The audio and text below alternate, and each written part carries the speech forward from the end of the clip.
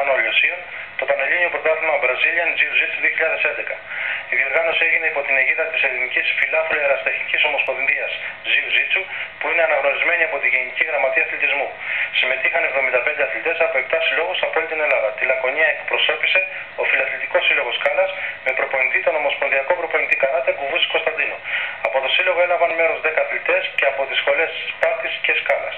Οι αθλητές εντυπωσίασαν για μια ακόμη φορά, απέδειξαν το υψηλό επίπεδο που διαθέτουν και τη συνεχή βελτίωση που κάνουν, κατακτώντας 2 χρυσά, 1 αργυρό και 4 χάλκινα μετάλλια. Να δούμε πλάνα από τους αγώνες τα οποία μας έδωσαν οι αγωνιζόμενοι.